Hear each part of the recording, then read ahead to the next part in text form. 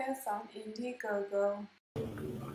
Well, hello, everybody. Happy Friday.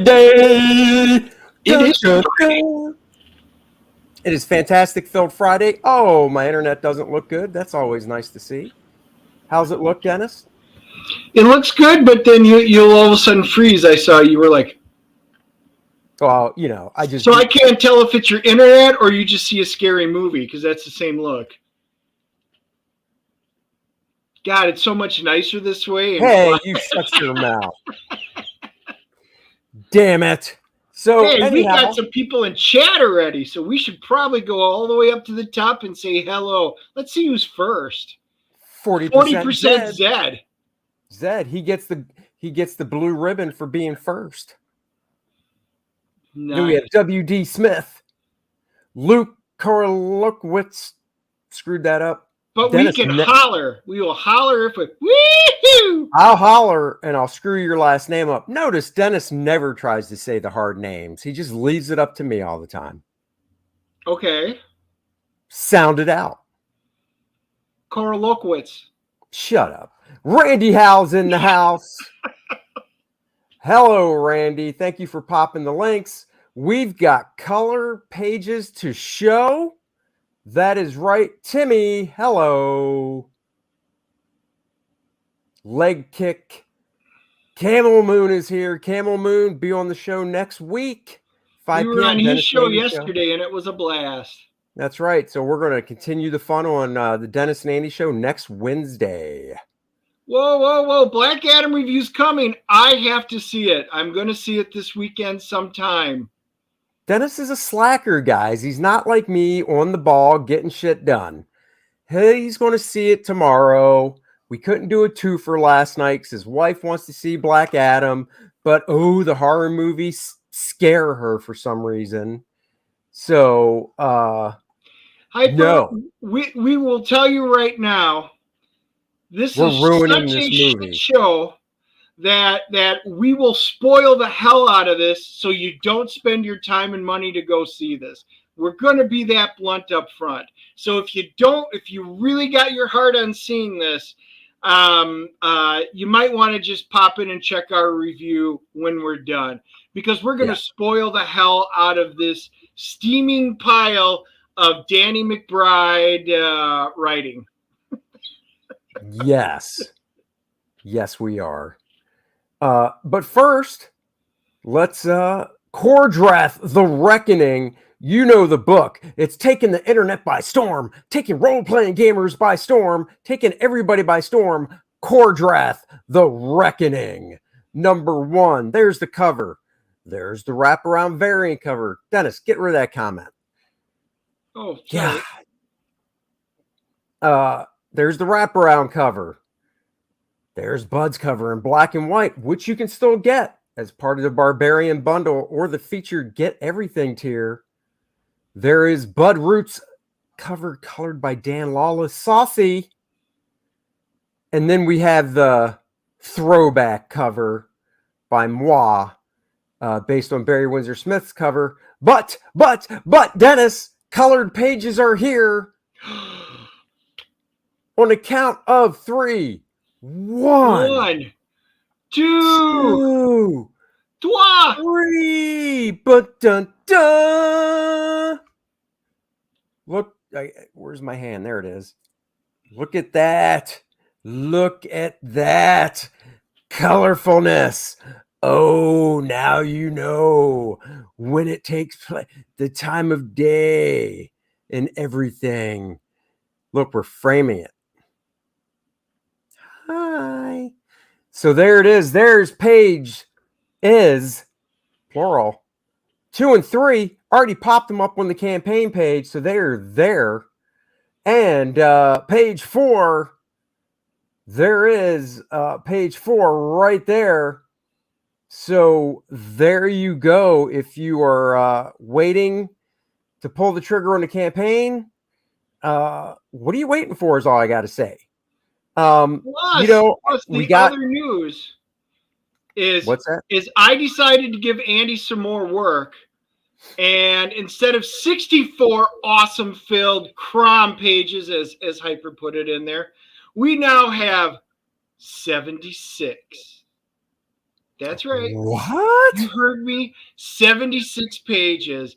Yes, more story, more bang for that buck. Smack that like button. Back that campaign. Tell all your friends. It is here, people. By God, you're right. 76 action-packed pages. Dun, dun, dun. So, yes, go back that today if you haven't already. And I don't know. I guess we need to talk about that horrible, awful night. I mean, the company was good last night. Don't get me wrong. But We did this on one of our earlier episodes when we kind of broke down some of the Halloweens. I believe this is part 13.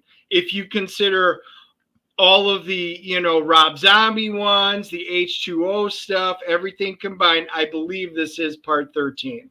And if Dennis, I'm wrong, you guys can correct me. I have a more important question. Do I see sleeves? You do. Why? Why? Because it is my Cooter shirt. I said I'd probably wear it because she's not going to get around to taking sleeves off anytime soon. So I decided to go ahead. I was waiting for you to notice. Oh, yes, I got my Cooter. Look at that. Randy on the ball, paying attention to little things. Oh, yeah. Good job. And that was just a brief look. Well, wait till you understand it in the story. Exactly. Well, very nice. I like the way you look in sleeves. Even Marcus noticed you're wearing sleeves. I don't know if you noticed when the movie began, Dennis, with the way they did the credits with the pumpkin on the left-hand side of the screen, and then coming through another pumpkin would explode it out, and so on and so on. Yeah. I think there were 13 of them. Oh, I did not count them, no, but that actually would make perfect sense. One for each movie. Yeah. So we are going to take this movie step by step, scene by scene. Because the first scene was the first little part was really good, and I'm like, oh my God, this has potential. The first part of the movie basically starts with this teenage boy. He's like 17. He shows up at a really nice house, and the couple lets him in. It's in 2019 Halloween, and he's a babysitter. So he's going to be a babysitter for, what was the kid, like 9 or 10? He looked like. Yeah, I would say 9 or 10-year-old kid. The parents are going off to a Halloween party. You're like, okay, interesting. Very curious to see where it's going. Because we don't know any characters here. We don't know anything. Well, we know this character's name, but that's right. But that's it. And was it Corey? Corey. Yeah. He's Corey. The babysitter / I am not a babysitter, but guy who was babysitting that night. Right. Which was fine. I mean, none of that first scene. The first scene was probably the best in the movie. So, long story short, the kid's acting like a little pain in the ass troublemaker. He runs, he basically, the babysitter dude, Corey, gets up to get something from the kitchen. He comes back. The kid's gone. He's like, oh no, where is he? He starts hearing noises in the house. So they're leading you to believe, 2019, we're going to see Michael kill somebody from, maybe it was the tail end of that movie. Who knows? Whatever. Right.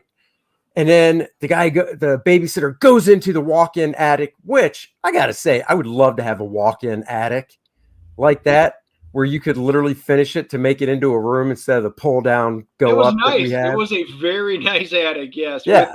With good foreshadowing. This movie was full of in your face. We're going to be totally blunt foreshadowing. Looking up, and they've got this spiral huge staircase, and it goes up stories and stories. Oh yeah, you're like, how tall is this house? Right? And I'm like, crying. I would have loved to hop down that banister at the top and just slid all the way down. It was designed that way, and I was like, that is cool. But I'm like, okay, they keep showing him looking up, yelling through the house, and the kid's not answering. I'm like, oh yeah, that's going to be bad. That's going to come into play really quickly. So, long story short, the kid gets him he goes in the attic, the door shuts behind him, the kid locked him in the attic. So the kid is a little douche. So he locks the dude in the attic and he's like making fun of him on the other side of Are the you door. scared? Are you Are you scared? scared? Are you scared Michael's gonna come for you? Are you scared? Little shit. Exactly. So the dude, he can't, the door's locked. He can't open it. So he does what any self-righteous man would do. He kicked at the doorknob to try and kick it open, like they show in the movies. And well, it was a movie, but I've actually done it. It's not that difficult. So point is, he kicks the door open, but before he does it, when he's trying to cut the outside, mom and dad roll up. They go in the house and they hear the yelling coming from upstairs of the guy going, open the door, open the door. And they're like, what? And then just like Dennis called it, because they foreshadowed how big the steps were or how high, the dude kicks the door open. The kid goes flying back over the banister and boom, Yep. To his death. And it was cool because from the perspective of the parents, they walk in and all they hear is, I'm going to kill you. And then wham, they hear a sound and then they see their son. But the cool part, this was a good death scene because when he hits, if you like to grotesque stuff, he hits. And right when he hits, you can see for that brief second and a half, his head snap and you can just see it go snap just like that. And you're like, oh, dang. Well, not only that, but the dude hit face first. Yes. The kid hit face first and it went. And then when they rolled him over, his face was a little smushed. So it wasn't just take the kid's normal face and put some red on it for blood. No, they mushed up his face. So special effects are always fine in these. So then, the cops show up and the kid gets arrested. Then flash forward, present day. Take that scene away, Dennis. Yeah, so this movie takes place 4 years after the end of the last movie. Right, so they're trying to do present day. Right. So the issue with that is you've got Laurie Strode. Obviously, she's the main character since all the way back from the original one, leading up until this final trilogy, remember. She's been for 40 years preparing herself to face off with Michael Myers. She designed the house in that first trilogy movie from Halloween 2018. She was going to trap him in there, burn him. She had this all done. She's almost like a sharpshooter. She's so good with weapons. She's good with everything. She's kind of like Sarah Connors from The Terminator. She's all buff and was ready to go. So this is her entire focus of her life. Go to this movie. Now remember, in the second movie, her daughter dies. Michael kills her daughter, so her granddaughter's now living with her. So in your mind, you think, oh my God, Michael Myers is still out there. She's going to double down. She's going to get bazookas or some shit like this and go after him. No, I have decided I need to be more positive in my life, and I'm writing a book, and there's this little narration expose of her sitting there at her keyboard typing how she's putting it all behind her so that her and her granddaughter can have a better, more positive life and outlook while still being in the same city with Michael Myers still out there. I'm going to put all this behind me. Hell? Over the last 4 years, put all this behind me, move to a different house a few blocks away. If it was me, I'd be like, some bitch hasn't been caught yet. I'm an old person. I'd rather just live out my life in peace. I'm going to take my granddaughter and we're going to go to a different freaking state. Yes, Citizen Kane, it was. And Texas, again, so you've obviously seen it. Oh, my God. You're totally right. And we will be touching on this because literally we will tell you enough about this movie where you'll understand the entire movie and you don't have to pay a penny to see it, nor subscribe to Peacock, which it streamed on simultaneously. And I tell you this, too. I don't need my grandmothers talking filthy unless they're being played by Betty White. If it's not Betty White, if it ain't Betty White, God rest her soul, Jamie Lee Curtis being the grandma that's like, show your tits and all that stuff. I'm like, no. Yeah, at least with Betty White, we could always hand her a Snickers bar and then it would correct itself. That's right. Can't do that with Jamie Lee. Maybe some yogurt. Yeah, here you go, Jamie. It sounds like you're blocked up. You might need some Activia. So they stay in the house. And then we get introduced to the character that 4 years earlier, why didn't they inherit the dead parents' house? Well, yeah, there is that. So the parents wind up leaving this house, and it comes to play throughout the movie, and you see cobwebs, and it's just not that. I know what he's talking about, but that brought us up to one of the conversations we had throughout this whole thing. Right. Corey winds up, this tragic accident happens, and yet nothing happens to the house. The parents leave. It's just abandoned. Nobody wants it. It's a beautiful house. It's like they moved out of that house so fast that they didn't clean up the blood stain on the hardwood floor where their kid's face went splat. Right. And you're just like, what, did you move the next day? I know you're rich and well off, but good Lord, buy a house the next day. And like you said, there's no reason. Like, it's different if it's like a really gruesome something that happened. Oh yeah, B. Arthur. That's right, though. Always Betty. Always Betty. He never saw. Well, I mean, like they foreshorten the height of the steps in the beginning of the movie, so you're kind of like, well, what's the big deal? I mean, you could look at it once again from two different parts. One, they're just trying to give like this weird feeling of vertigo because the guy's like, "Ooh, the house is so huge," but you knew something was going to happen.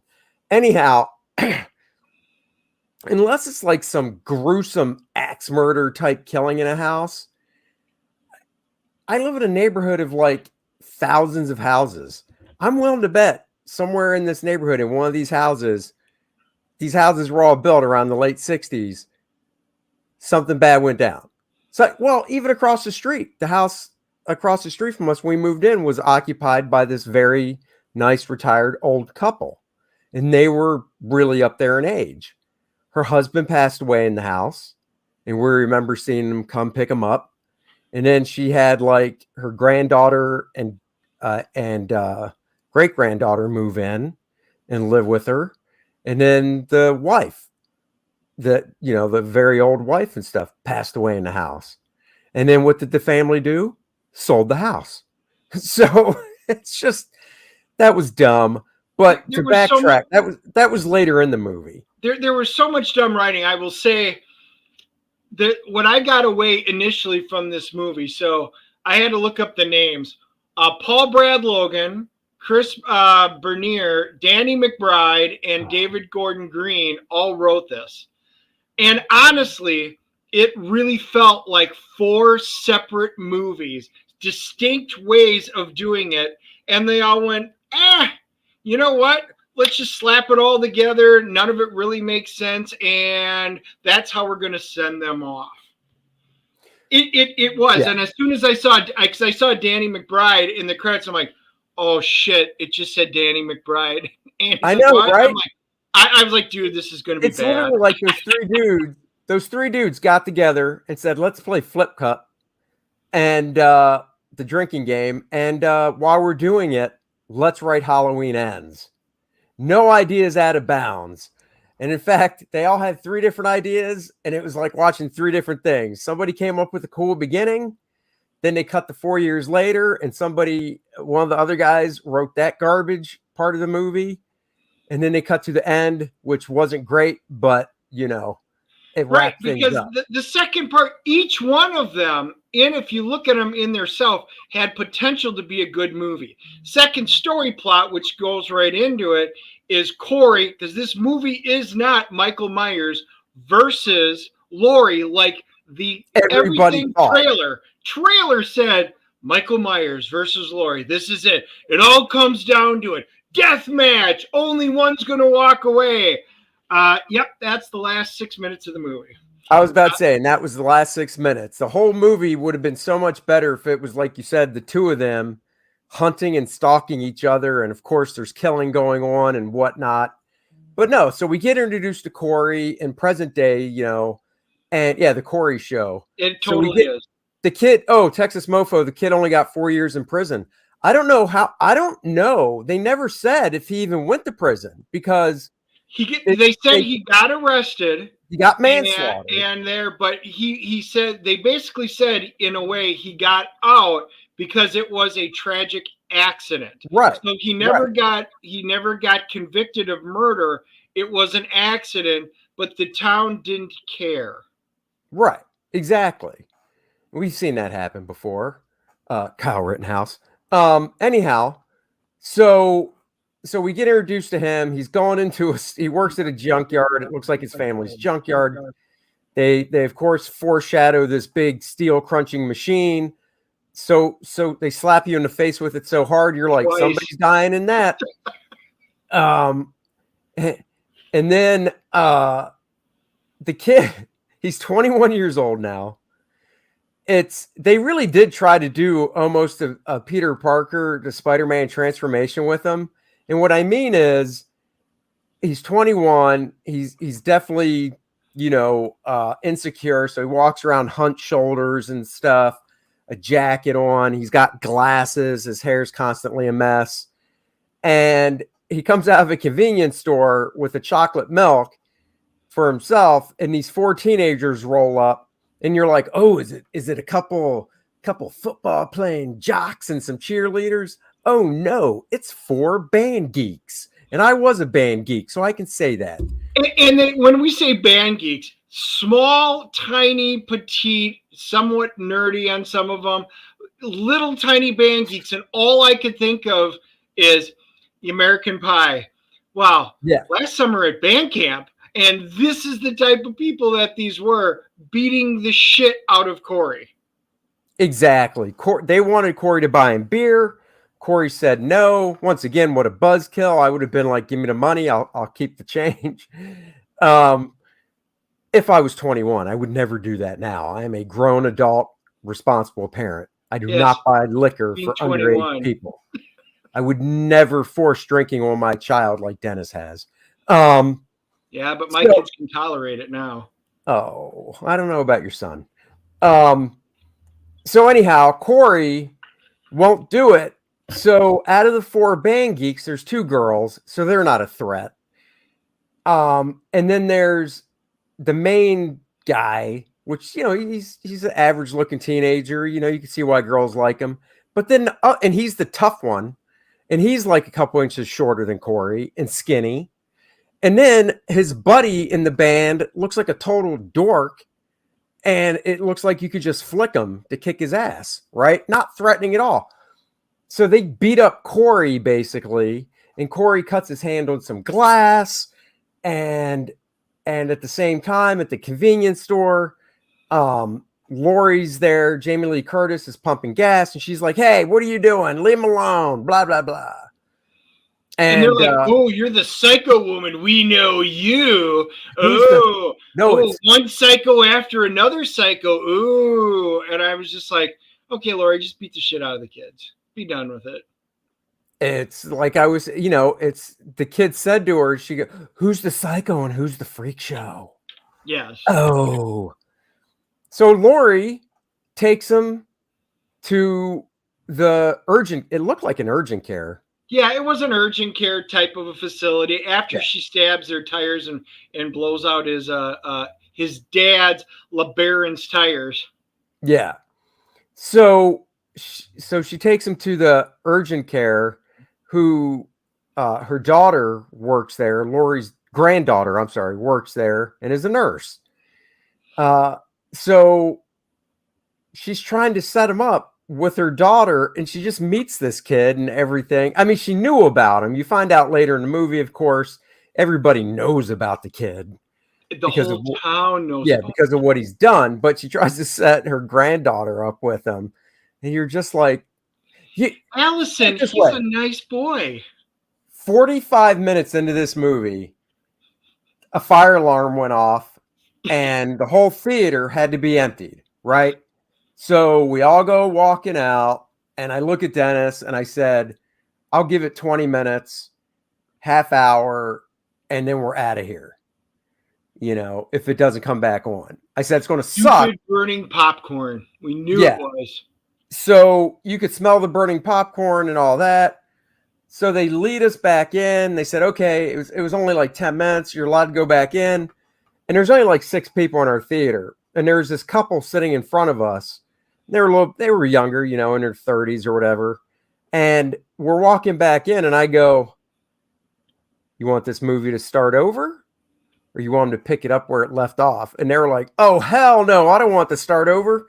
Pick it up where it left off. And Dennis and I were like, yes, I do not want to sit through this first 45 minutes again. I can't do it. I cannot do it. It was so painful. I mean, it's funny. Andy and I talked after the movie on the way back, and he goes, I was half tempted to say, let's just leave this movie. I've never walked out of a movie, but I want to walk out. And I said, I actually had the same thought. Highlander 2 was the only movie I've ever paid for and walked out of a theater for.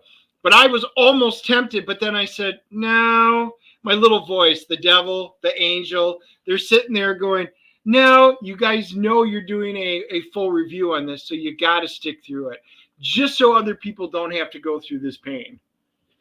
That's right. And that's why I didn't say anything to Dennis when I thought it, because my little voice said, you just got to stick it out to the end. Hey, Dennis, breaking news. Rock and roll pioneer Jerry Lee Lewis dies at 87. Oh, another one bites the dust. Hey, Dennis, breaking news. If you would have asked me this morning if Jerry Lee Lewis was still alive, I would have said no. I said no. Yes. So I'm clairvoyant, apparently. You are. I am. So, but the point of this little segment is there becomes a love triangle or love duel between Allison and Corey, who Grandma set her up with. And if you would have taken this out of this Halloween movie and just done a movie where screwed up kid gets the shit beat out of him, goes down a dark path, and Allison, good girl, winds up falling in love with him, kind of like a Bonnie and Clyde kind of thing, and they want to burn the entire town down shit and go off into a sunset. That in itself could have been a very good movie. But not for the freaking finale of Halloween, or it's Laurie versus Michael. Well, and then this is where it hasn't even jumped the shark yet. It jumps the shark when one night, after a bad date with Laurie's granddaughter, Corey goes walking home, and those punk kids drive up to him.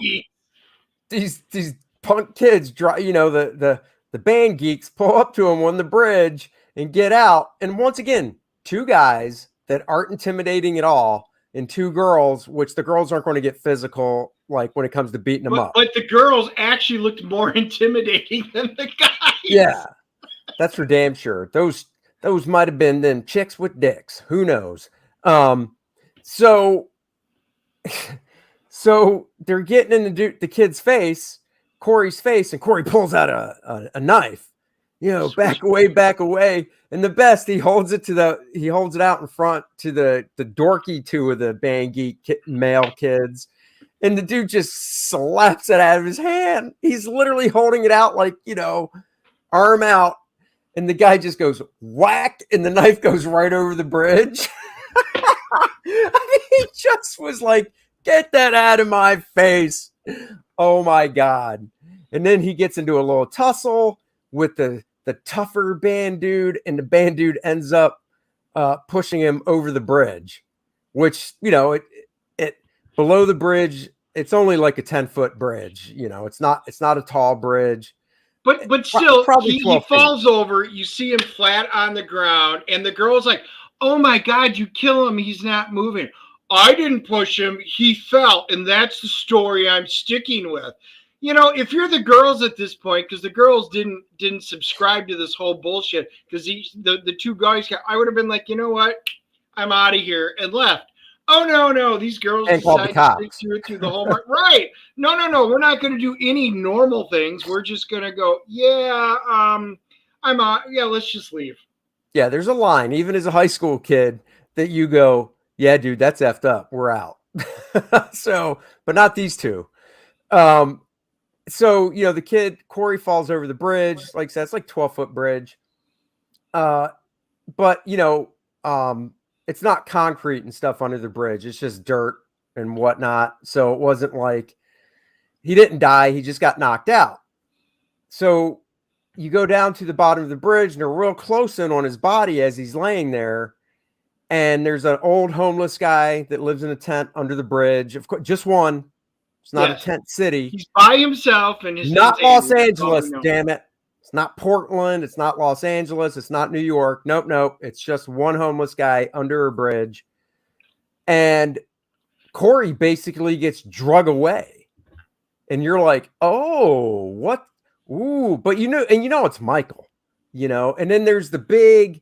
It's probably about a 36-inch diameter sewer opening at the side of an embankment. And you see Corey get dragged into there. So you don't see who's doing it, but I mean, it's Michael. So fast forward a little bit, Corey wakes up. He's not dead. He wakes up in the sewer, and that 36 diameter pipe is only like 12 feet long. Then it opens up into this huge cavernous sewer. It's a couple stories tall with the different offshoots and stuff, whatever.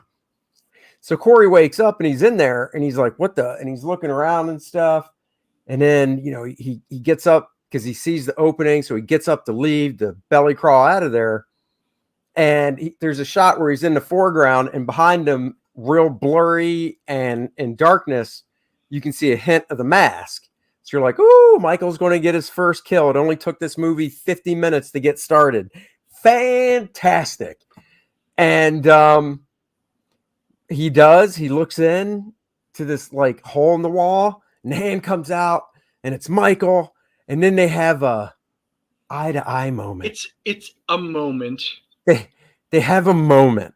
They stare deep into each other's eyes. Deep into each other's eyes. And then real quick, you don't know whose eye. I mean, unless it's paranormal, it's got to be the kid's eyes. Flashing through his eyes are the scenes of that little boy dying from 4 years ago, and the geeks beating his ass and whatever. And then Michael lets him go. And the kid's like, and then he crawls out. And the homeless Randy guy says the movie crawled into the sewer and never got out. Yeah. No, the movie never crawled into the sewer. It fell full first into the sewer. And he's right. Flat. That's when everyone yelled, "What the F is this?" It is. And then the homeless guy's out there, and he's like, huh. All these people get dragged in there. You're the only one to get them out. So even as a homeless guy that's sitting out there, at least with some faculties, that everybody's getting killed around you that goes down in there, and you see them being dragged in there and nobody comes out. And yet you decide, I will go ahead and live by myself in this tent right next to it. Again, what the hell? Well, not only that, but then the dude starts freaking out. He pulls the knife. The guy does, the homeless guy on the boy. And it's it's the guy's knife when it fell, when it got kicked over earlier. It's Corey's knife. And he pulls it on the guy. And they get into a little scuffle. And instead of the typical gunshot going off, you're like, ooh, which one of them got shot? It's like ugh. And then the homeless guy dies. So somehow in that scuffle, he was able to grab the knife from the homeless guy and, wrestle it away from him. But the homeless guy, it wasn't a scuffle. It was two guys like this, and they went chest to chest, head to head, and you didn't see anything. And all of a sudden, the knife magically went from guy A to guy B, who then stabs him. And I'm like, seriously. Well, no, but the problem was before they got into the scuffle, the homeless guy breaks out into going, I'm Michael Myers. I'm Michael Myers. I'm Michael Myers. And you're just like, right out of the gate, you're like, wait, Mike, discounting the fact Michael didn't kill him, you're thinking, so for 4 years, Michael Myers has been the troll under the bridge. He's been a bridge troll for 4 years. That's What's what he we doing? So called he it. drags A bridge people troll. in there. You never see the people come out, the homeless guy says. And you're like, okay, well, there's no bones or bodies laying around in there. Is Michael now a cannibal? I mean, But to the point where there's 4 not even years. bones. At least if you eat somebody, in theory, the bone's still there because you can't eat through the bones. Again, what the hell? That's the point. It's what's he been doing for 4 freaking years? It is so crazy. And then so basically the content of the story after that is the kid flips out. He sees a Halloween mask that not the Michael Myers type mask, but one of the old plastic masks. Scarecrow mask he sees laying there at home, and he wore it to a Halloween party earlier, so he puts that on, and right there you're like, oh, he's gonna go kill people with that mask on. Little Michael Jr. Michael's got his Robin finally. It's Michael and Corey show. And that kind of what it is. He meets with Allison, and he goes, they start talking about their differences and stuff, and he goes, if we could just get away, we could just burn this whole town down. We'll just light a match and burn it all down.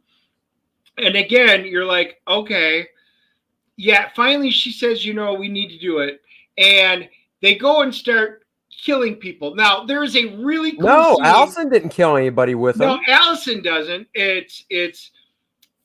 It's Corey, and then he goes to try and kill the doctor. So there's a really cool scene with the doctor because Allison doesn't get the promotion because the redheaded, good-looking, cute one gets it. So you're like, oh yeah, they're bumping uglies. We know how she got her promotion. Oh, totally. I mean, just another thing. You're like, oh, she got the promotion. Yeah, we know what's going on. So the doctor and her get back to the apartment. She's got a little present. It says, congratulations on the promotion.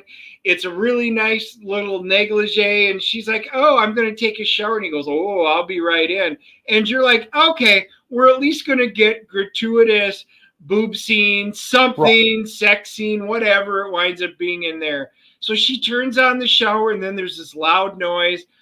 And then she's like, doctor, and she hasn't gotten naked yet. And then she goes outside, and then, the other foreshadowing was the doctor uses the corkscrew to pull out the cork from the wine bottle, and they zoom right in on this, and you see him holding it like this. And I was like, wow, again, another in-your-face somebody's dying with a corkscrew. And yeah, so Dennis is right. She's going to get in the shower, and you're at least thinking she's going to get it down to see something because it's an R-rated horror movie. Nope. We were spoiled. Or not spoiled. It was ruined. They couldn't even show us the tatas of this hot chick. So she goes out into the patio, turns the light on by the pool, and there it is. Mike Myers Jr. with the clown mask, just stabbing the guy in the face with the corkscrew through a plastic bag. Yes. So he went up to him first with the whole plastic bag over the head, got him down, then started stabbing him. And she's like, ah, and runs into the house. And it didn't take a rocket scientist to find out who's in the house. Michael Myers is in the house. His buddy is helping him because she locks out Corey. Corey's like banging, let me in, and he can't get in there. And you're like, oh my God, is she going to get away? She's like on 911. And then all of a sudden, you see Michael Myers. Oh, we're a duo. Robin just failed, so now we're going to let Batman swoop in. Batman's coming in to take, and of course, he's strong enough. This dude that's been living forever. He's definitely, we all know, a senior citizen. So he's still in good shape, though. Jacking this chick up against the wall, one-handed. I mean, she's only like 5 feet tall, but whatever. One-handed, and then typical, just like in the first one, takes a knife, rams it through her, and then just lets go, and she's just hanging there. And I'm like, dude, you grabbed the butcher knife, which isn't that much longer than the thickness of that chick's body in the first place.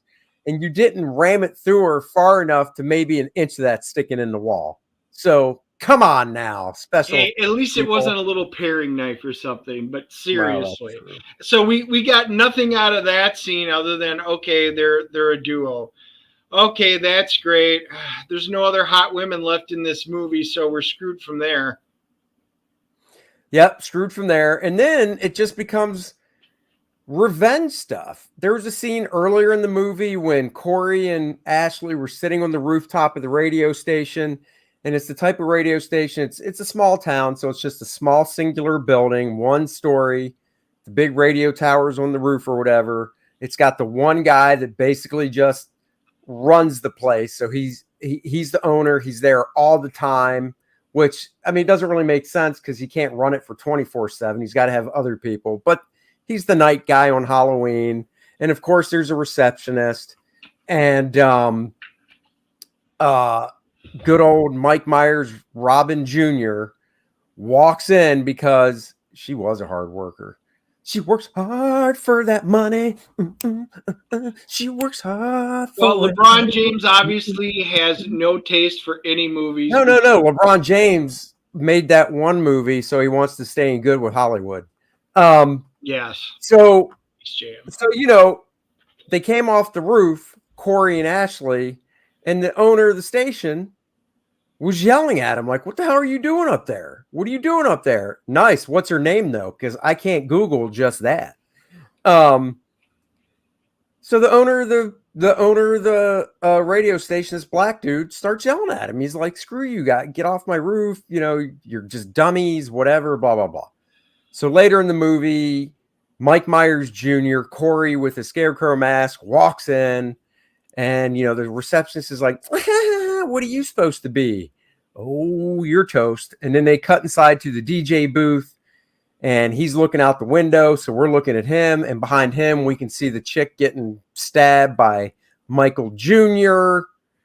And no, Highlander 2 is better than this. And this is the only movie I've ever paid and walked out. My wife and I both walked out of that movie, and yeah. And then he kills the guy. Now, I did like the way he killed the guy. He smashed his lower face and stuff against the table over and over. So when he pulled the guy's head up, it was, obviously makeup and stuff. His jaw was just hanging basically by the skin, tons of blood and stuff. So that was good. And then he pulled his tongue out, cut his tongue off, put it on the record, the guy's head just drops.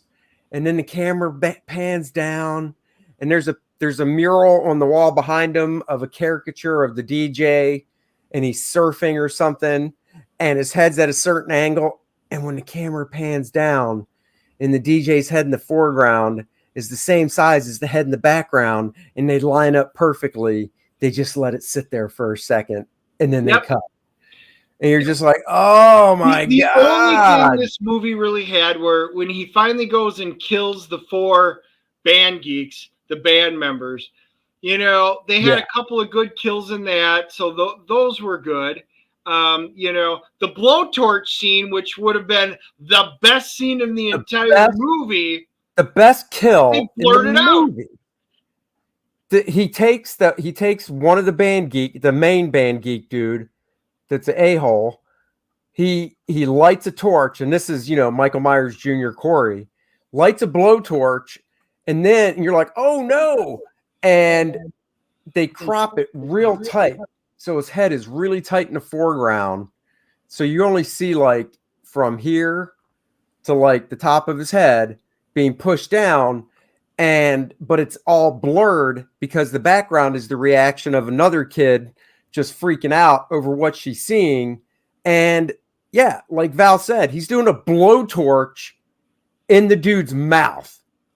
So that, all the special effects, all the gross stuff they do in movies, and they don't show that. They just hint at it. And you're like, seriously?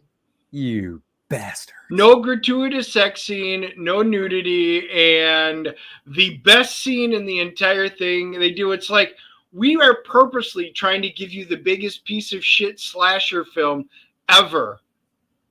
On purpose. Yeah. And, Falcons fan forever. Yeah, Michael didn't do shit in this movie. Neither did Laurie. Again, Not The until the two last 10 people that minutes. were built up into this movie had nothing to do with this movie except for the last 6 minutes of the movie. Yeah. That Well, was then it. the kid. So this is the part, and I know we're slightly out of sequence and I can't take it anymore. The kid, when he goes off his rocker, he decides he doesn't need Michael. He wants the mask.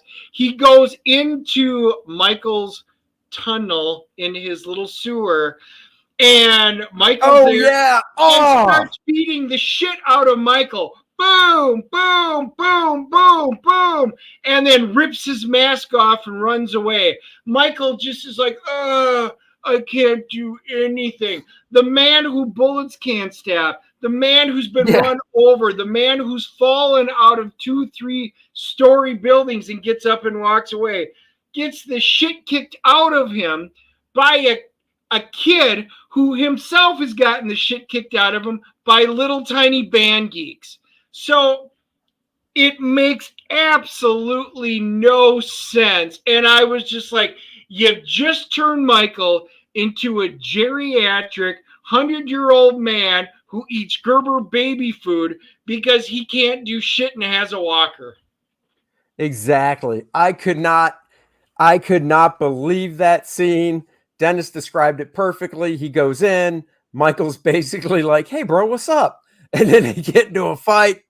And it's not even a punching fight. It's basically when two wrestlers grapple first and push each other back and forth. And the kid basically gets him on the ground and punches him enough to rip his mask off and get out of there. And I'm like, oh my God. I'm telling you, it was so bad in like Texas. Shot. I lost that shit during this scene. We did too. It was so bad.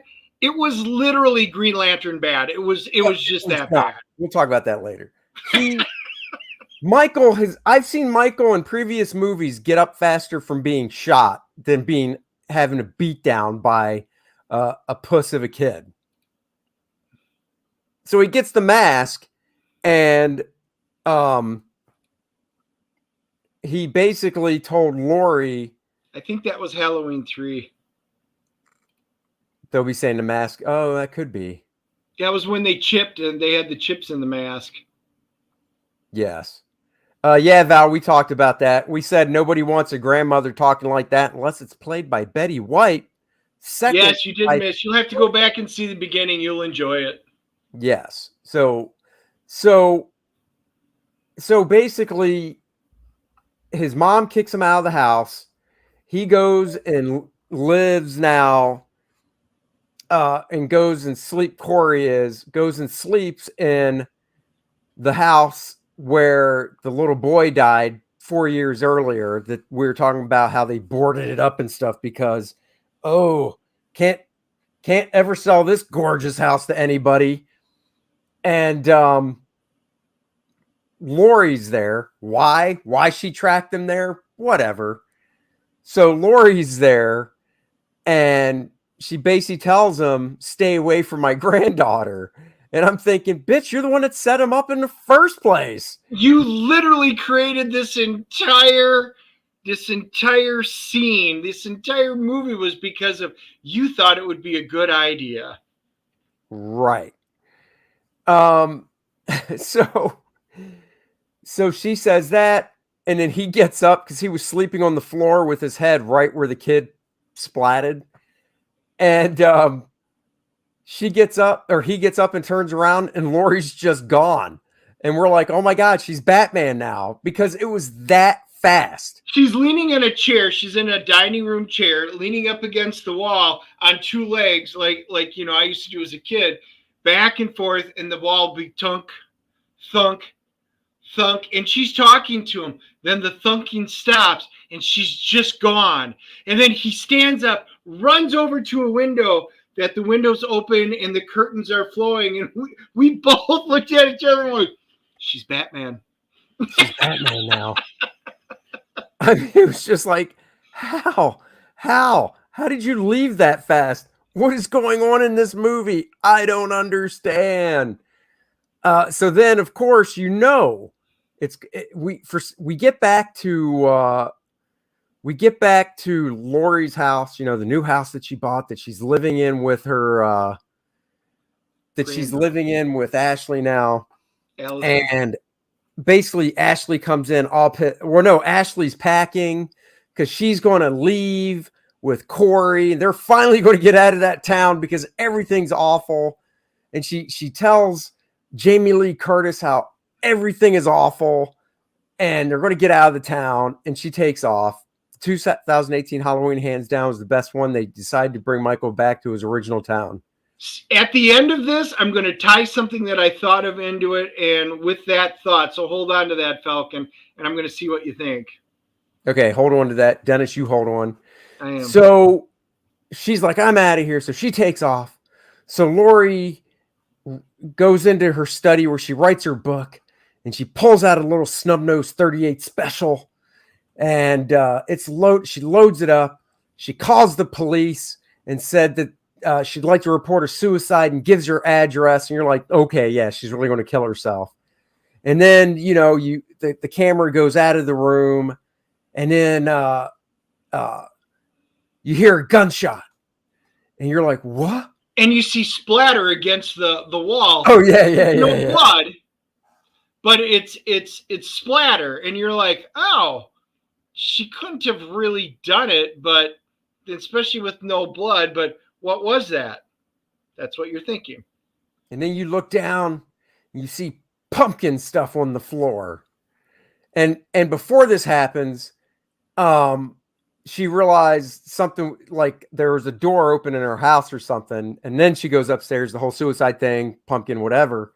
And then you see the feet walk towards the door, and the hand pushes the door open. And there she is, point blank range, going, did you actually think I'd kill myself? Pow, pow. She unloads 2 bullets into Michael Myers Jr. in the chest, the shoulder, right here. Well, you didn't know that at first. So he falls down the steps, and she goes down there, and yes, 2 bullets in the shoulder. Now, she didn't know it was Corey. She thought it was Michael Myers. So out of 40 years of her being petrified by this guy, in the last few years, totally hell-bent on killing this guy, she's like, I know nothing can kill this guy because I've seen it. So I'm just going to shoot him in the shoulder to mess with him. No, bitch, you're point blank. You shoot him in the head. And I'm sitting there, and what did I tell you, Andy? I'm going double tap, double tap, double tap. Oh, yeah. And I'm like, seriously. When you're in that situation, you don't just double tap. It was a revolver, so 6-shooter. You double tap times 3 is what you do, because 2 times 3 is 6. So double tap. Corey's mind in the Batman's. No, people are smoking crack.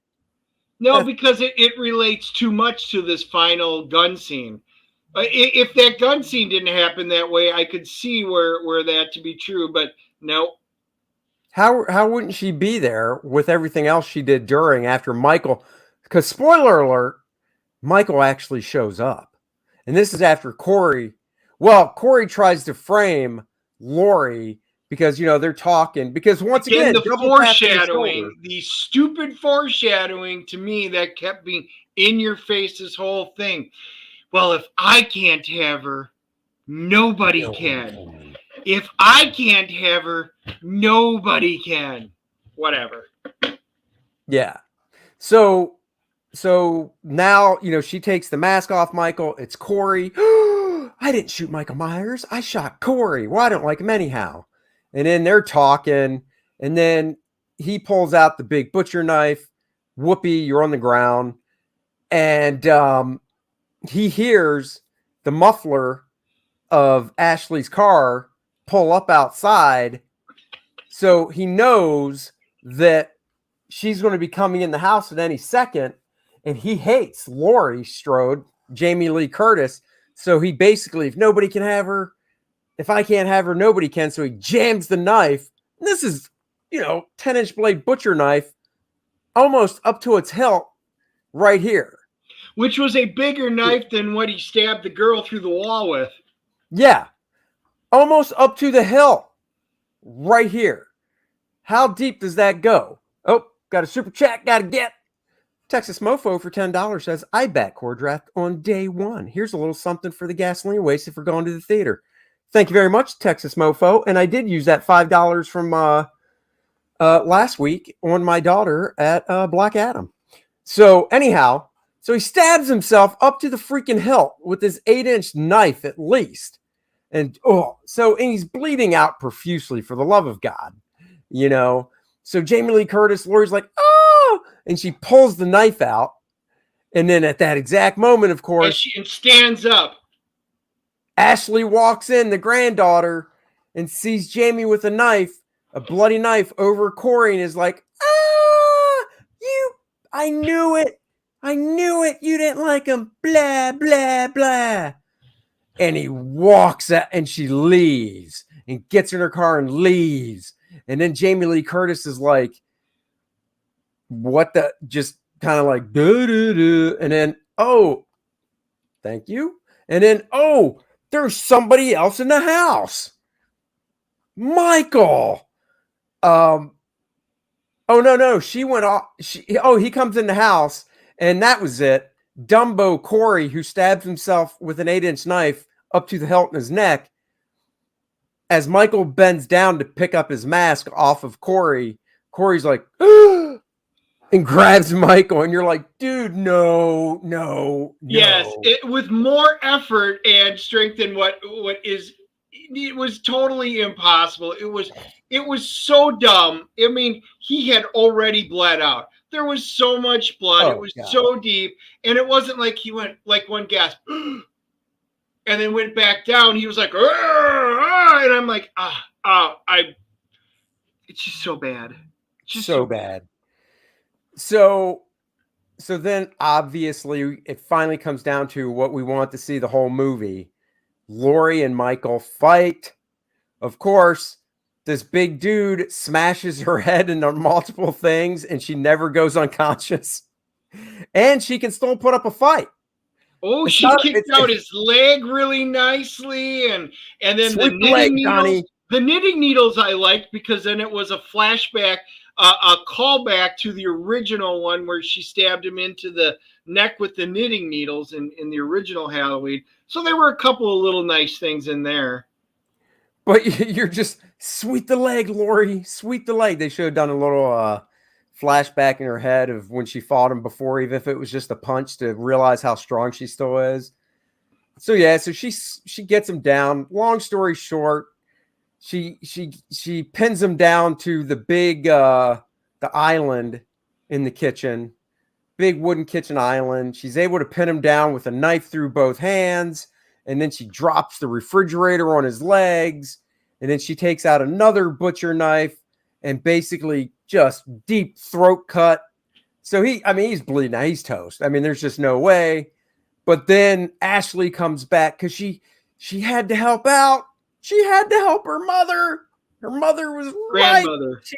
Her grandmother. She saw how crazy Corey was. And so she comes back, and the last bit to make sure he's really dead, for me, would have been cut off his head. Honestly. You already double tap once again.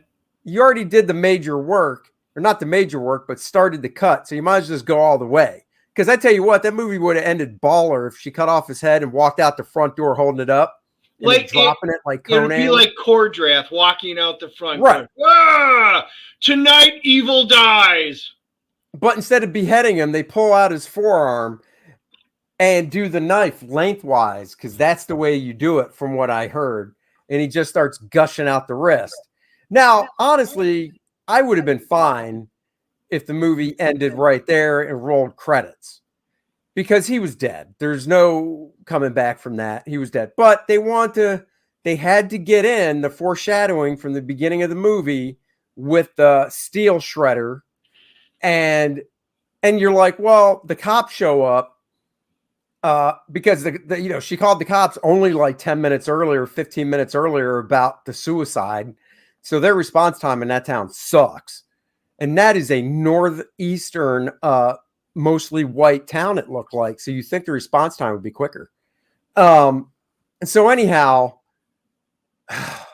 cops show up, and they have the idea of putting them, instead of sending them to the corner and all that, they're going to put it, what's coming. They're going to put them in that steel shredder at the junkyard. But instead of just throw them in the back of a car or something, they strap them to the top of Lori's car. And Lori and her granddaughter, Ashley, are driving in the car with a police escort through the town. And everybody, how everybody even knows. Well, I guess you'd be curious on Halloween. No, but I mean, still, they're driving around, but the cops were like, that's not how we do things. And the sheriff, the only scene the sheriff has in the entire movie from the last movie, it is this time. It is tonight. Yeah. Yeah, I know. That's the other thing is the black sheriff from the previous movie. They were like, he didn't test well. Give him the last 5 minutes. So they cart him through town, and he's laid out on the roof of Lori's car. All the neighbors come out. So now you've got the big parade of like this whole small town, walking towards the junkyard where there was just a mass murder of the 4 high school kids. And they drive up to the steel crusher thing, shredder. And then they cut to his body laying right at the top of it. Laurie Strode standing behind his body, which is inside of it on a flat piece of metal. It is Aunt Edna. He was like Aunt Edna on the top of the car. And then Aunt Edna's dog.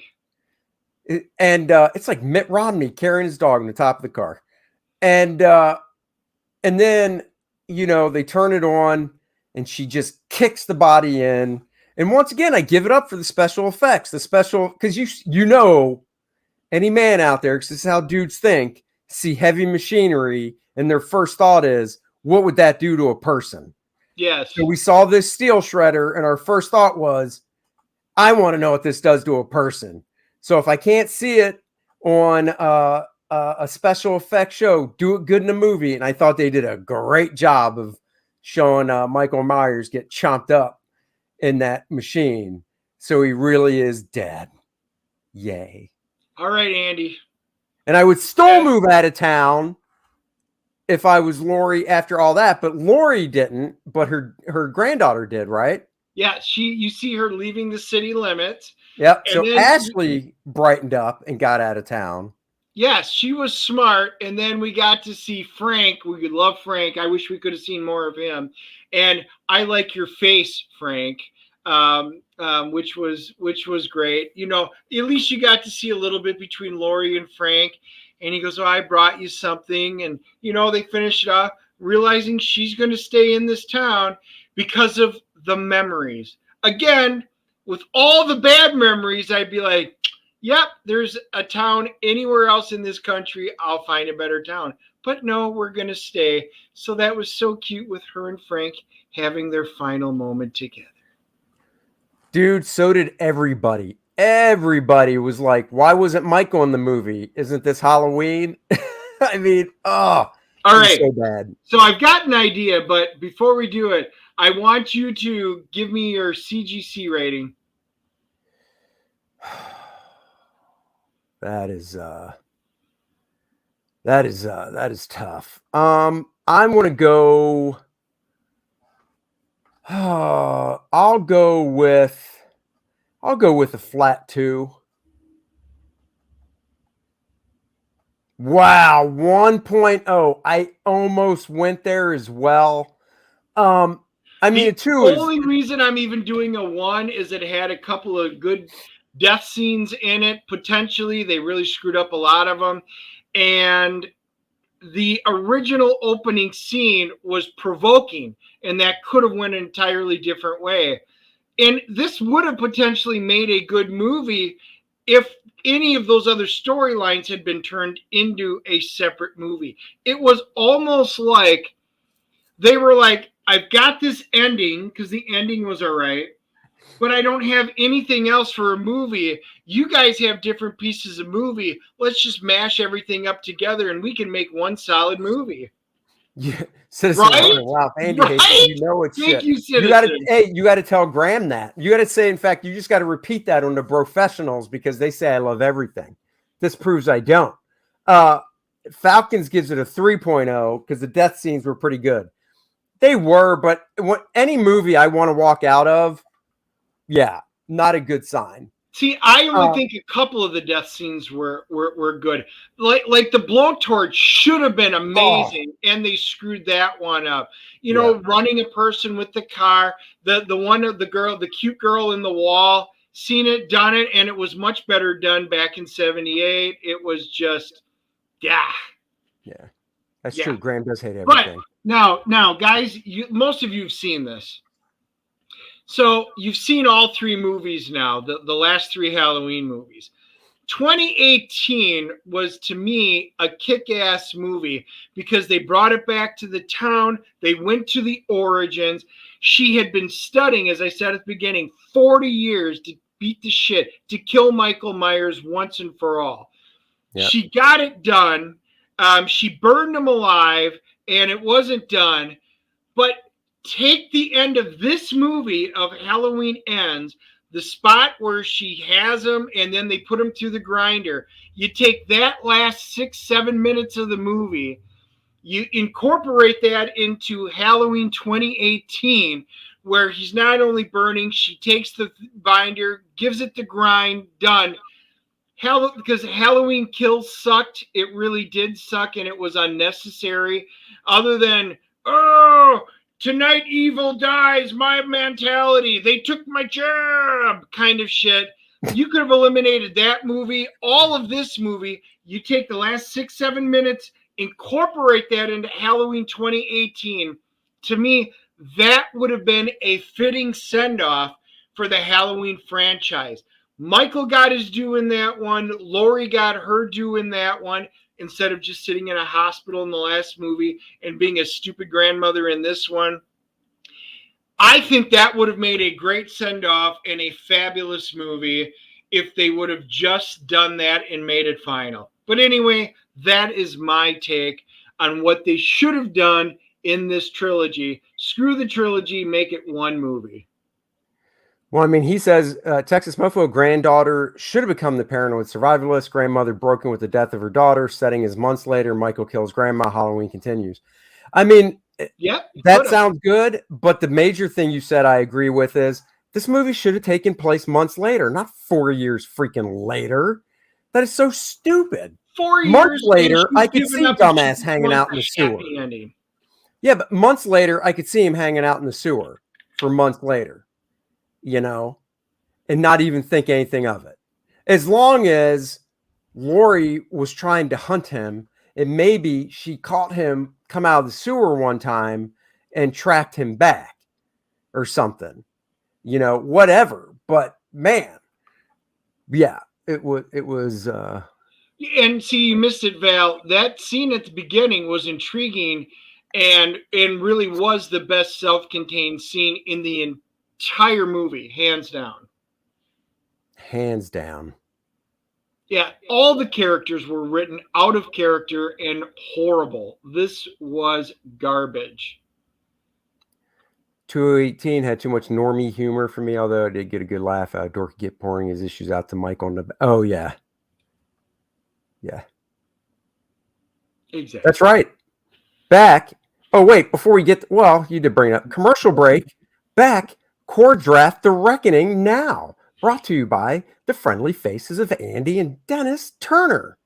Besides going to 76 pages, added on 12 brand new pages of story, and extended it to make an absolutely titillating story for everybody. And look at that colored artwork. Look at those colors. And if you're saying, I can't see those that large, make them bigger. Okay. Look at the colors on that. Slap my butt and call me biscuit. Those are good. This book is for you, bloodletting.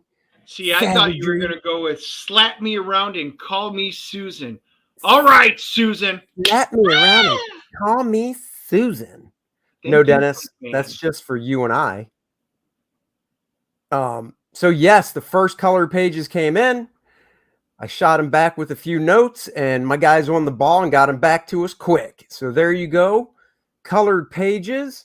So go check out Kor-Drath, The Reckoning now. Val, It's is already on on. Indiegogo.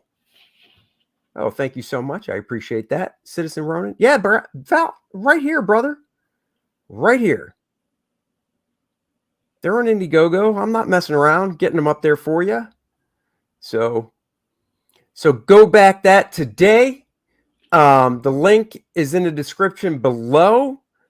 Our mods have been posting it because they're awesome. So yeah. So back it today. Lots of different levels. You guys are going to love this book. It is true. Now, Michael Myers is a wuss compared to the action of Kor-Drath. Yeah, that's true. Let's take a poll in the chat. Did you like this movie, Halloween Ends, better than Green Lantern with Ryan Reynolds? So all you have to type is Green Lantern if you like that better, or Halloween Ends if you like that better. Or, because that's a lot, we're asking a lot, you could type G or H, because I'll know G means Green Lantern and H means Halloween. I don't need the full word. You're so full of shit. You are so full of shit. It's not H. You told me it wasn't H. You did that just to mess with me. No 40% Z. Neither's not an option. Randy, Green Lantern. Look, we've talked Green Lantern. I agree. I agree. We've talked about it. We never, Dennis hates it. It made him cancel a subscription to Green Lantern back in the day. I didn't mind it because I like Ryan Reynolds. I like the visual effects on the costume. So I did not hate it. I own it. Dennis has dissed that movie whenever we see a shitty movie and I ask what was better. He always goes with the shitty movie. He likes Green Lantern better. Set up a poll. I know there is a way to do a poll in here. No, you got to do YouTube.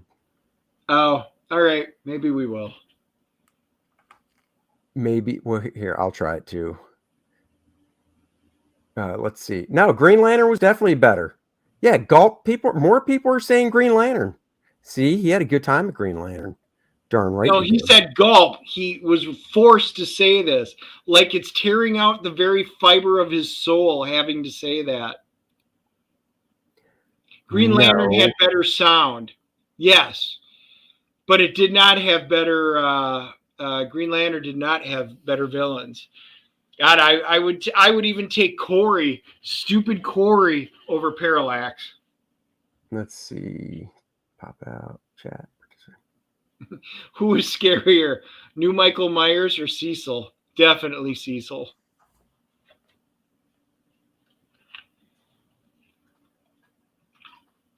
Let's see. I'm creating a poll.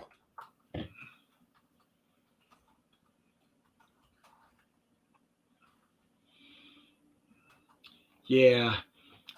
Boy, what we should, instead of Green Lantern, it should be Highlander 2.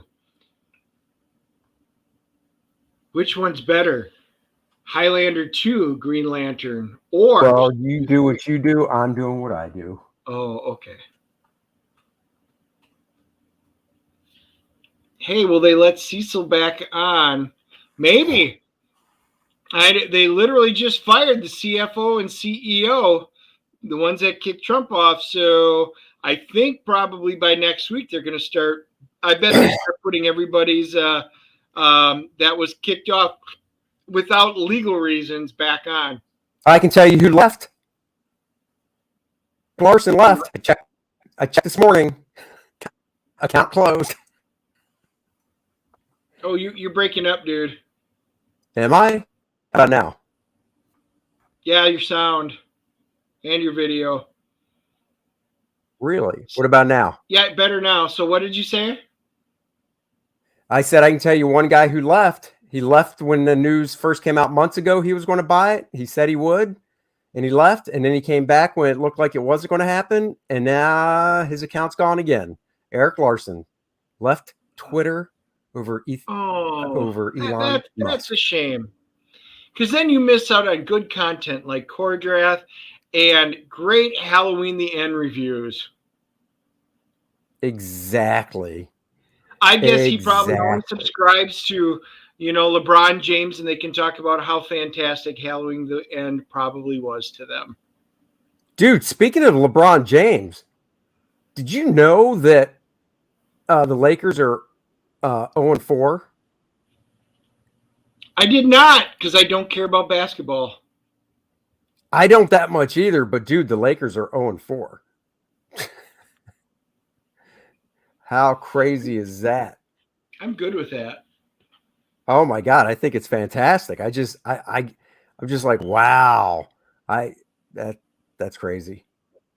Musk said he's lifting all lifetime bans. Yeah, well, Rob Reiner had one of his wonderful tweets saying he said, "Oh, great, does that mean we're going to see a misogynistic, racist, homophobe, blah blah blah back on Twitter?" And sit down and shut up, meathead. All I could think of for a reply was, I didn't know Bill Clinton left Twitter. I did love the fact that Musk walked in with the kitchen sink under his arm. I hope you guys have all seen that picture. He literally walks in, and then he makes the comment. It was almost Arnold Schwarzenegger, like, let this sink in. Yep. And then Dan Rather, of course, narcissist Dan Rather said, "I'm thinking if a certain so-and-so comes back, I might have to leave Twitter. But would that really be good for Twitter? So I'll probably just stay." And I wrote back, I just wrote one reply, "Bye." Yep. Just like, oh my God, Dan Rather, you're so irrelevant. It's not even funny. I was just going to say, Dan Rather is the equivalent of the very last pick in the NFL draft. Exactly. Got to be an NFL fan to catch that. Yeah. Oh. See, none of the above. Well, I can't. I'll have to check the poll. Actually, I can check it here on my phone. I think the reason I was sketchy like that is because I had YouTube up going as well. But if I do it on my phone, I can. I want to see how the poll's going. All right, let's see. Where's the poll? Can I see it here? Oh, it does. Oh, wait. Maybe I have to do that. No, let's see. Maybe I have to do that. No, I guess on my phone, I can't see the poll. Report, clip, save. Nope. Yeah, I guess I can't see the poll on my phone. Dennis, aren't you forgetting to wish my wonderful wife and I something today? Well, I already did, but apparently I have to do it online. So, hey, Andy, happy anniversary. 27 long years. You remembered? How does she put up with you is what I want to know. I just can't believe you remembered. That is so nice of you, Dennis. I was actually looking for, hey, Andy, isn't your birthday in like 8 days? Whoa. Why would I bring up your birthday? That's stupid. It's got nothing to do with today. 9 votes, 78% Green Lantern. Boom. No, but that was my point, is you were going to say, hey, isn't your birthday in like 8 days and we can celebrate huge? And I was going to say, it is, Dennis. Thank you. Oh, well, we are going to. But I'll take happy anniversary for 27 wonderful years that my wife cannot believe have gone by so quickly. She's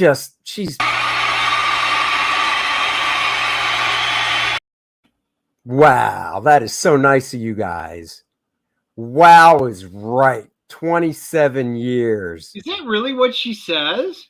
When I went over, 27 I was years. Like, hey, Helen, tomorrow's your anniversary. And she looked at me and she scowled, and then she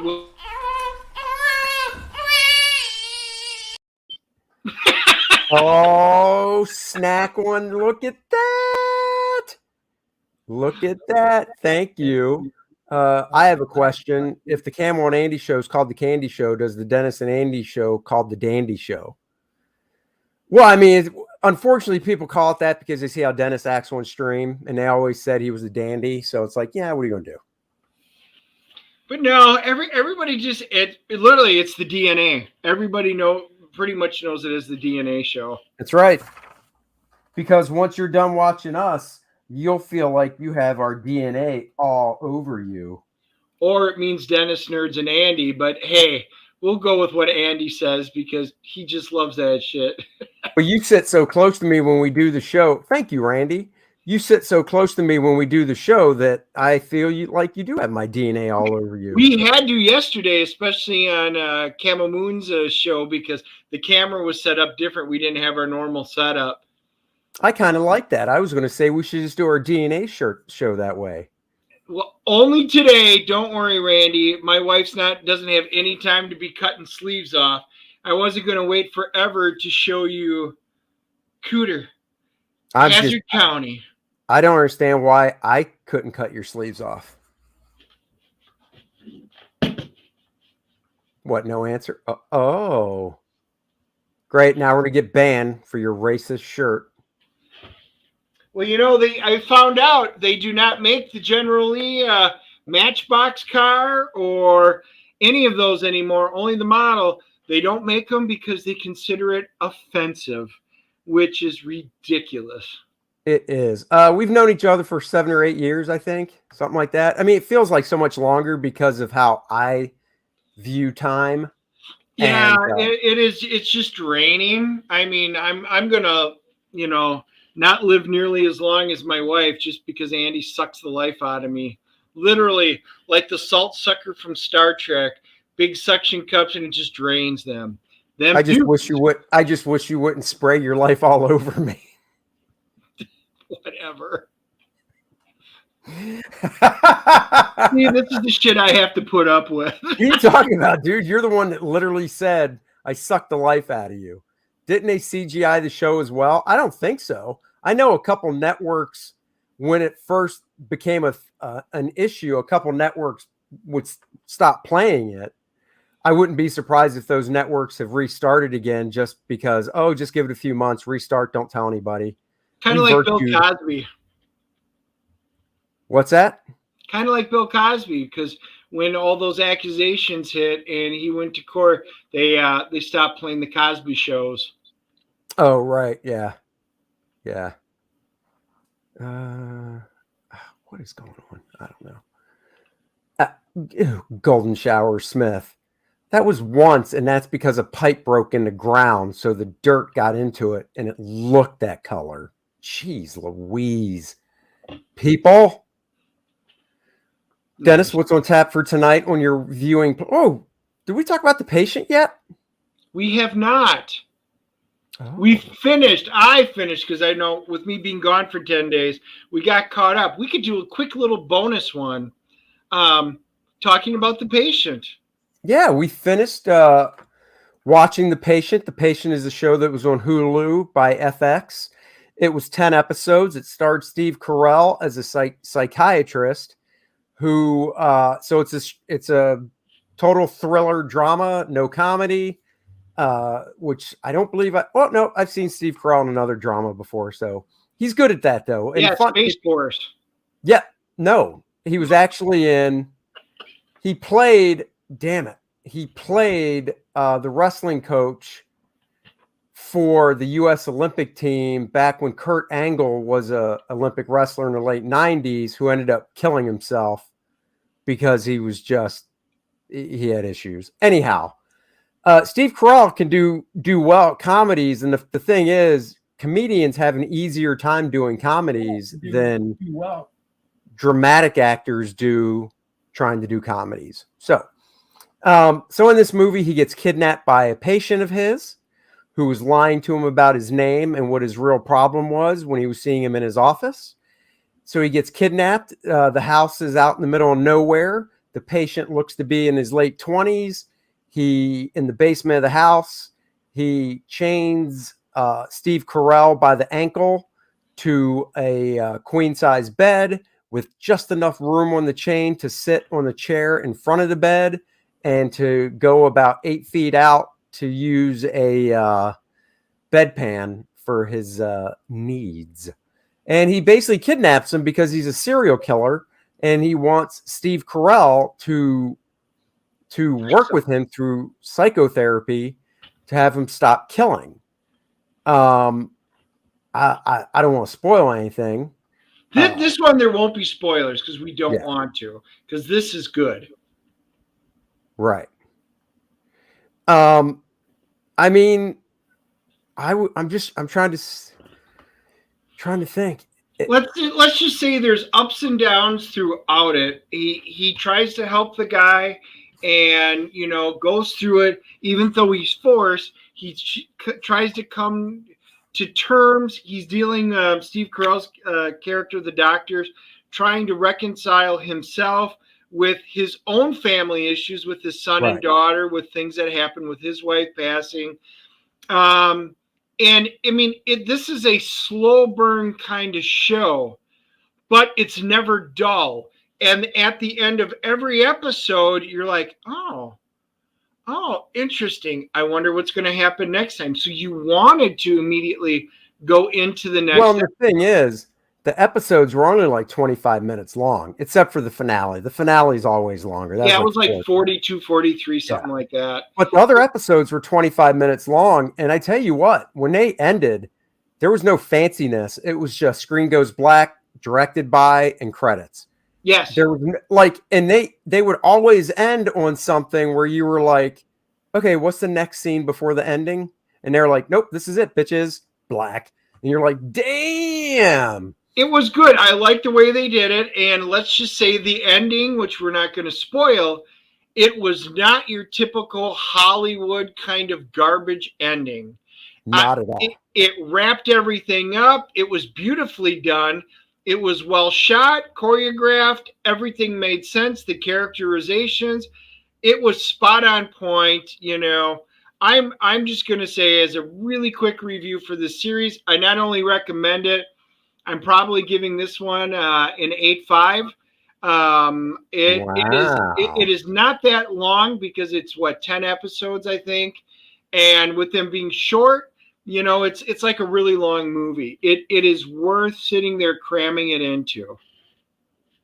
Yeah, I was going to give it, I can go 8.5 on this. I think it was really good. Like Dennis said, I finished it probably, I don't know if it was even a day before you. No, we finished it the same day. Yeah. I did finish it early. I watched it earlier, and then you watched it. You're like, dude, you got to finish it. I'm like, I am watching it. So Steve Carell was exceptional. I would like to see him. I would be surprised if he's not up for a nomination for a miniseries, dramatic role in actor in a miniseries, best dramatic actor. David Alan Grier makes a really cool appearance a couple of times in this. I haven't seen him in a while, so it was really good to see him on. I actually wouldn't be surprised to see if the actor that played the serial killer that I didn't recognize from anything else was recognized for an award as well, actually. Yeah. Yes, there was. I just said David Alan Grier was in it. Yeah, I mean, when you think about it, you've got Steve Carell, you've got the serial killer, his mother, his wife, and then Steve Carell's family. So but yeah, they were all white. There for little flashbacks. But there's flashbacks. There's day in the life stuff with the serial killer when he's at work. And, it's like a normal. He's actually a restaurant inspector for the health department and wherever he lives. And so, diversity there, but nothing in your face. There was no wokeness in this show at all. Steve Carell's family's Jewish, so that plays a lot into it because they really go into the different types of the Jewish families and why the son went one way versus the rest of the family. So they have to reconcile all of that. So it is very interesting what they did. Again, everything was done tastefully. Everything was just very well thought out and done. This was good writing, good acting, good filming. So solid. Oh yeah, really good filming and directing and stuff. I can't say enough good things. Christmas is right around the corner. There's nothing that says Christmas like a brutal barbarian butchering bodies bombastically. I added that. Get Kor-Drath today. He is right. And honestly, what is today? Payday for most people. So go treat yourself to something a little special. Put down that latte and that dumb lunch that will be out of your system in 24 hours and back Kor-Drath, something Right, I you'll was going own to say, forever. winter's coming. You might need a beanie, so you might as well get your beanies ordered. You got 2 awesome t-shirts with sleeves for those of you who like sleeves. If not, scissors works. But we've got the awesome Kor-Drath, a heavy metal one, and then we have Bud Root's Lilith t-shirt, which you guys were asking for. They are up there in all different sizes. That's right. Perfect for summer, and they will be available for summer. And if you really are just bored, you can buy Andy and I a beer. We'll each get a beer. It's only $15. That buys 2 beers, and we will be doing a live stream at the end from the brewery once again. And let's be honest, you guys are getting a deal. $15 for 2 high-class brewery beers. We're going to be paying out of pocket for that round. Just saying, a little bit. Should have probably priced it at 20, because I know that garbage dentist drinks they like to charge a lot for, and then my stuff is always high class. So yeah, so Bud Light and stuff, yeah, you know what Andy drinks, and but my sludge is really good. But it then they're whores like the Bud Light. So shut it. Put down the latte and pick up an axe. Exactly. Yeah, so here it is. No lattes in this. I'm just letting you know. There are no lattes in this. Not at all. So yeah, guys, if you haven't yet, go back. The book itself is now 76 pages. I actually have to make an edit to, I'm glad I'm thinking of it because I can do it now. I got to boost this up to 88 pages because 80 pages is not going to fit everything in the black, white, and raw. So I'm going to update that now. Hey.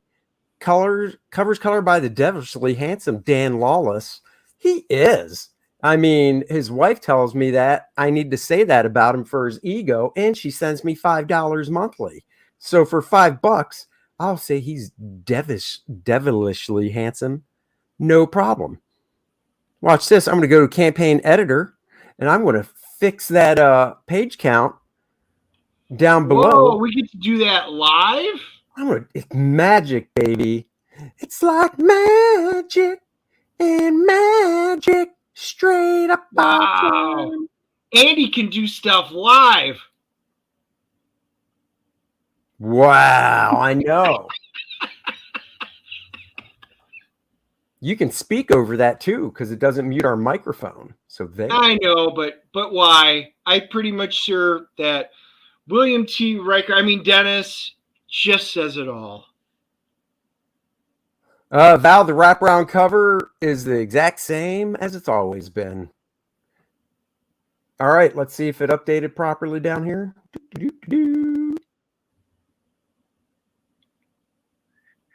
Yeah, it did. 88 pages, baby. 88 page oversized hardcover. Only $65 during the campaign, $15 less than what it is when this campaign ends. So you're getting 88 pages for $65 of that size oversized hardcover. Oh.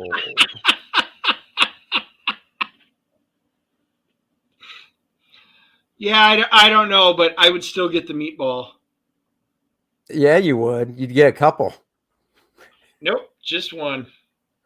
Well, I don't know who you're. In your case, I didn't think Unix had any meatballs. You think what?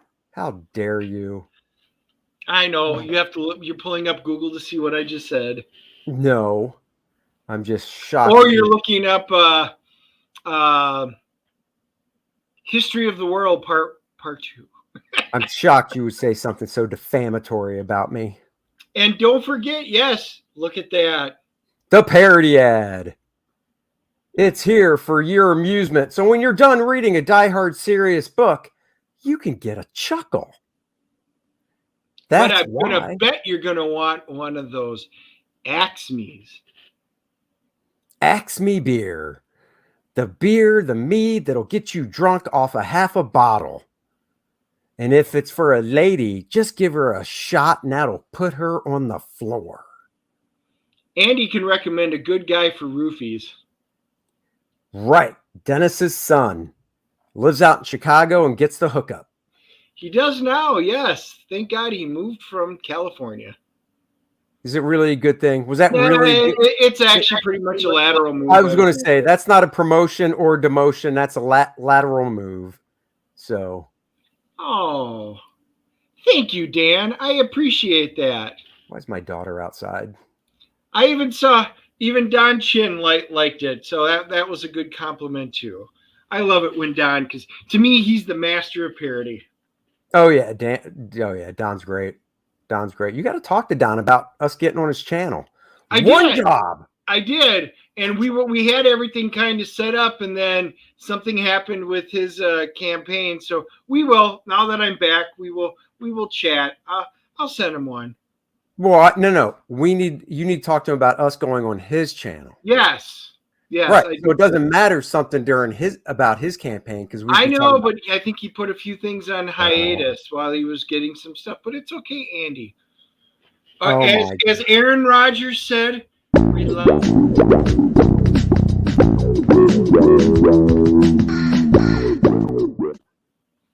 Yeah, baby.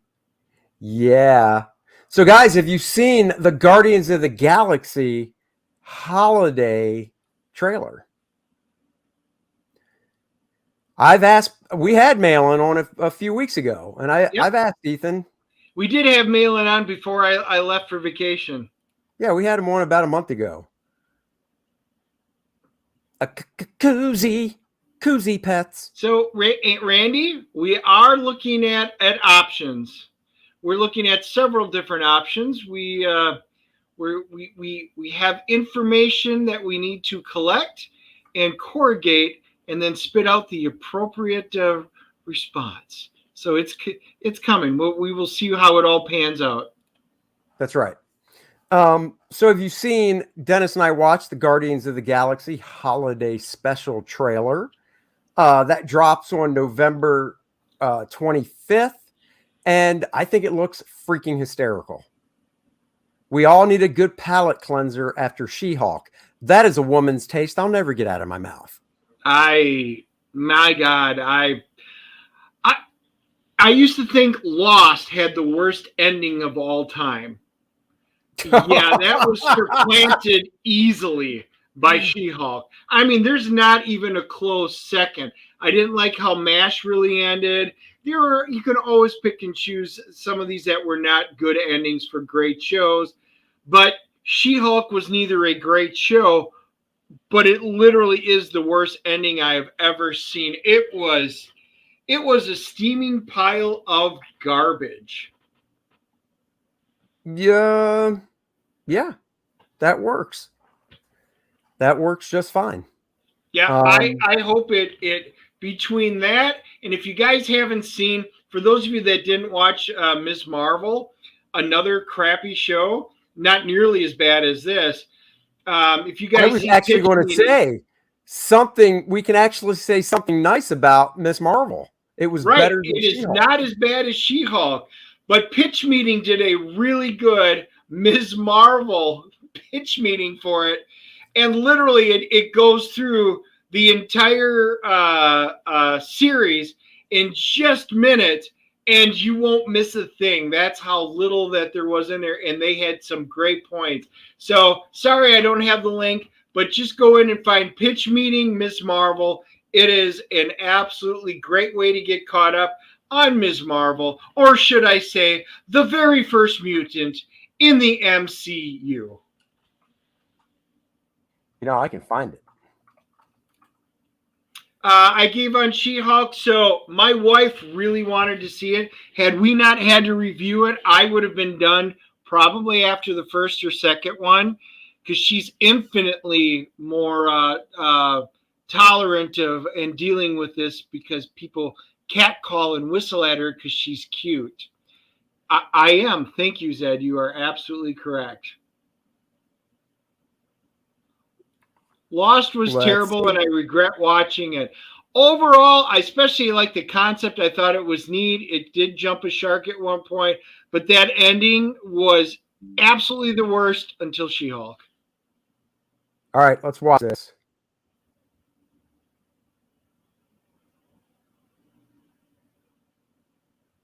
No sound.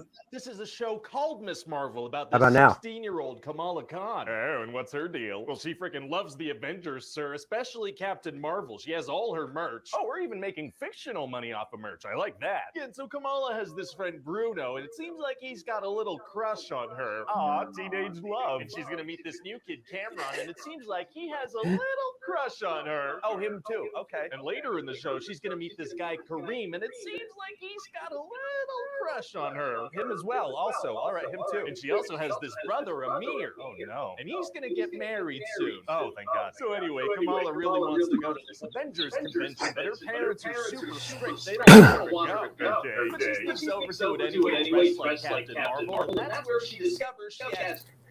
Val says, "What is this? This is a channel called Pitch Meeting, and this very talented gentleman here does a pitch meeting for movies and TV shows that are hilarious." He used to be on a separate channel, but his pitch meetings were so popular that he now moved everything over to just a pitch meeting. Val's right. We started getting an echo in there all of a sudden. All right, well, let me know. I turned it down. powers. How did she get powers? By putting on this bangle from her grandmother And? getting powers from it. Oh, that was pretty simple. Okay, neat. Yeah, so she ends up saving this girl from something that she herself caused, and now she's a secret superhero. Oh, wow. So anyway, later she's going to find out that that guy Cameron and his mom Najma are part of this group called the Clandestines. And what's her deal? Well, they're from another dimension, and they've been stuck here for like 80 years, and they need Kamala's help to get back. Right. But then Bruno's like, well, that might be dangerous. So Kamala's like, okay, well, I'm going to take a minute to think about this. Yeah, I mean, that's totally fair. But then Najma hears about that, and she goes nuts, and they all attack Amir's wedding. They've been waiting for 80 years, and they can't wait a couple more days for Kamala to think about it. That's what we're going with. And these people have some little powers of their own, so they're pretty dangerous, and they'll straight up kill people. They don't care. Oh, no. But then these federal agents from the Department of Damage Control show up and arrest all the bad guys. Jeez, well, I guess they must interrogate all the guests from the wedding, too, huh? They do not. So then Kamala's grandmother calls, and she's like, hey, listen, you guys gotta come to Karachi right now. So they get on a plane and head over there. So not only do they not interrogate anyone, they let them leave the country as well. Oh, yeah, they're comically incompetent, sir. Yeah, it sure sounds that way. But they do take the clandestines into custody. Wow, is it gonna be tough for them to break out? Actually, it's gonna be super easy. Barely an inconvenience. Oh, really? Yeah, because see, they just kind of do it. They just kind of break out immediately. Well, these damage control people are terrible at controlling damage. They sure are, sir. So then in Karachi, Kamala meets these people called the Red Daggers. And what do? Well, they have a very nifty PowerPoint presentation to explain alternate dimensions and stuff. They just have that ready to go. Yeah, I mean, people always have expository presentations ready to go in the MCU. That's a good point. Weird that we don't ever see anyone preparing those. Kinda. So then they show her that if the clandestines manage to open up this veil to the Nord dimension where they're from, that'll basically destroy the world. Whoa. The world is at stake? It rarely isn't, sir. Jeez. Whoa. I wonder if the world's gonna end. Maybe this time it will, you know? Maybe this is the time. Man, that's high stakes. I hope the world doesn't end. I hope it keeps going. Well, stay tuned to the rest of the pitch to find out, sir. I will. So anyway, later, Najma stabs the bangle, which sends Kamala back to 1942 during the partition. She can time travel? Yeah, I guess so. So then she saves her own grandmother's life and then comes back. Good.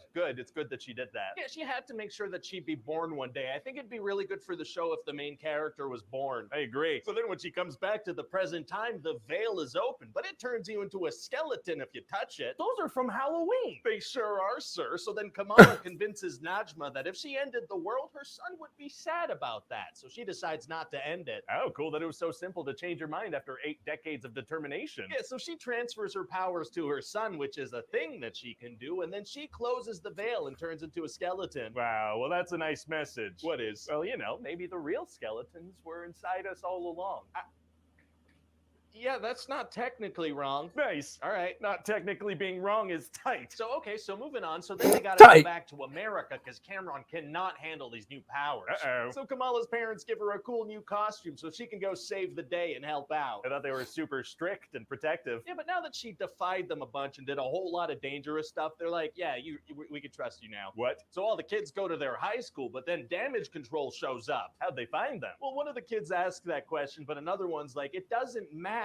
But how did they, though? Hey, shut up. So now they're outside and they've got the school surrounded. Man, well, it's going to be tough for a group of kids to get out of that situation. Actually, it's going to be super easy. Barely an inconvenience. Oh, really? Yeah, see, they rig up the school Home Alone style, and they take these guys out with science and with softball launchers. That sounds like it'd take super long to set up. Why didn't the agents just go in? Because? So then these agents try to shoot Cameron dead, but Kamala jumps in and saves him. They tried to shoot a kid? They did, yeah. They said they would use non-lethal force and then immediately used lethal force. Yikes. So then Kamala punches a hole in the ground and he escapes to Pakistan. How deep was that hole? I know, right? No, like, what are you talking about? And then Bruno's going to tell Kamala that he discovered she has a mutation. That's the word from the other thing. It sure is, sir. And then Kamala swaps places with Captain Marvel. Very exciting and confusing. And so that's about it. What do you think? Oh, it sounds like a lot of fun. Maybe we put this out at the same time as that Obi-Wan Kenobi show we're doing. Is that the best strategy, sir? Feels like people are going to want to watch Obi-Wan instead of Miss Marvel, maybe. I think it'll be fine. Hi, everybody. It's Ryan here. Thanks for watching that video. Hope you liked it. Don't forget to hit the like button, the subscribe button, please comment. Please click like, subscribe. Share. So I left the link in the chat so you guys can go to the pitch meeting. But there is the entire.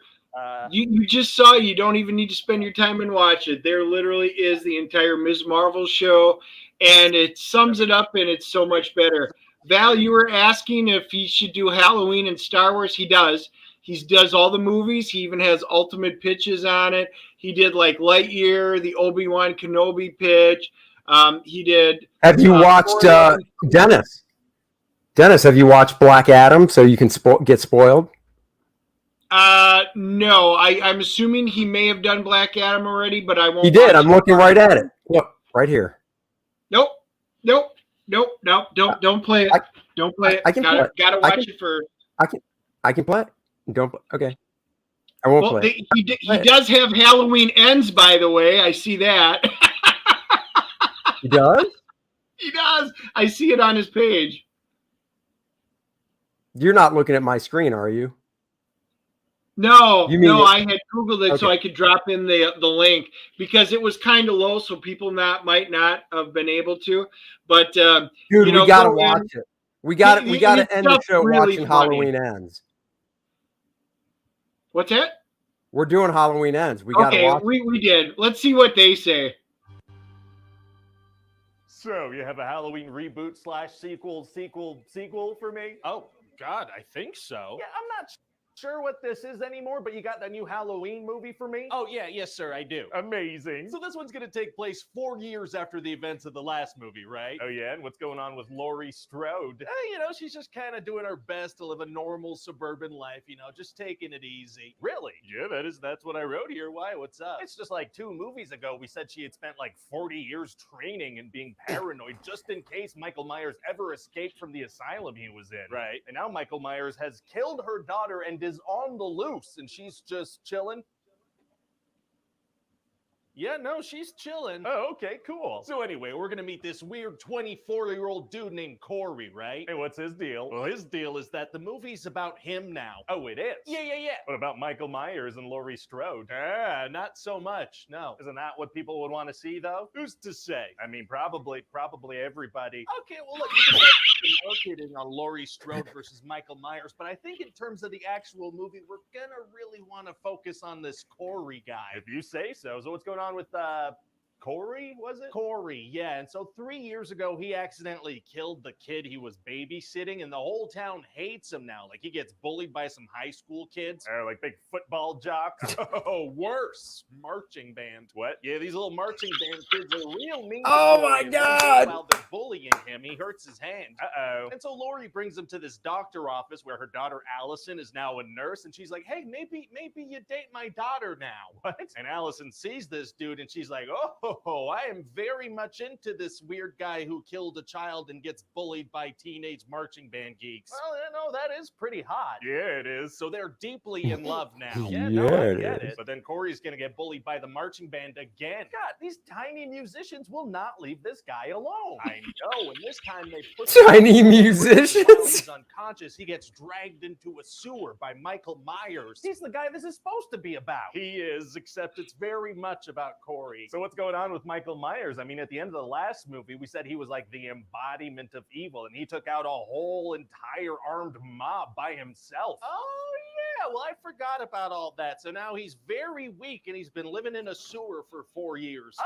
Yeah, so, hopefully people won't really remember how the last movie ended. this is a direct sequel to it. It is, yeah. And so he killed a bunch of people and then suddenly became kind of a geriatric Pennywise the Clown, just an arthritic old man occasionally killing people in a sewer. I guess that's a scary horror movie bad guy. It might be. So anyway, he grabs Corey and he doesn't actually kill him, but they lock eyes. Are they gonna kiss? They're not gonna kiss, no, but it seems like Michael maybe sees the same darkness inside Corey that he has inside himself. There's something going on with the eyes. Is it supernatural? Who knows? You? Nope. And so then Corey leaves and immediately kills a homeless guy. Oh my god. And then he goes to see Allison and he's like, I just killed a guy. Like, I just murdered a dude. Yeesh, how does he react? She doesn't really. So they keep on dating. Oh, okay. And then Corey's going to bring this cop that used to date Allison into the sewer and kind of kill him with Michael. Oh boy, here we go. Michael Myers is back, maybe. Yeah, and also Corey, mostly Corey. I don't